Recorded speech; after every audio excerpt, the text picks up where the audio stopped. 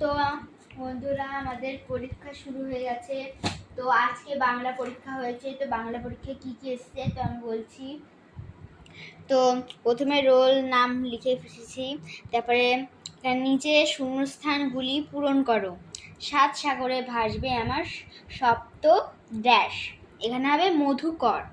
আরও স্বাদের হবে ড্যাশ, আরও স্বাদের হবে ফল। স্কট ড্যাশ সালে জন্মগ্রহণ করেন, 1868 সালে জন্মগ্রহণ করেন স্কট। একটি ধানের শীষের ওপরে একটি শিশির বিন্দু, এখানে বেলা ড্যাশ ধুধু বালুচর, বেলা দ্বিপ্রহর ধুধু বালুচর। নিচের প্রশ্নগুলির উত্তর দাও। কার নাকে নোলক ছিল?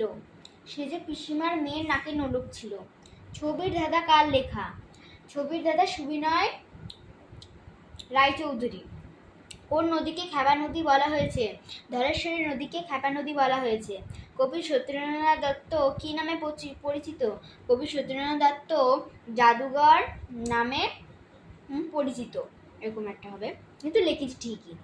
নদীপথে গল্পে কোন নদীর কথা বলা হয়েছে? নদীপথে গল্পে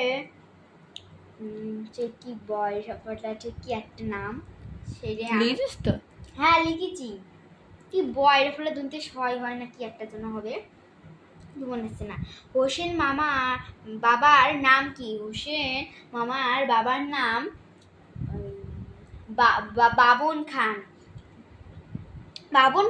বাবন খা। তিনি লেখিকাদের জন্য কি কি উপহার আনলেন? তিনি লেখিকাদের জন্য 1 কাঁদি পাকা কলা ও 2টো কাঁঠাল উপহার আনলেন। অ্যাডভেঞ্চার বর্ষার গল্পে কথা কি স্মৃতি বাড়ি এসেছিল?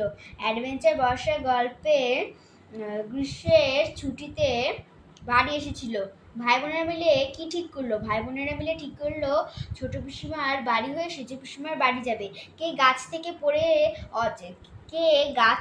পড়ে অচেতন হয়ে গেছিল?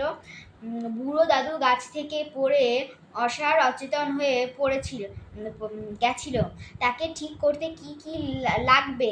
তাকে ঠিক করতে হাড় ভাঙা পাতা ও মধু লাগবে। ক্যাপ্টেন স্কট কত সালে কোন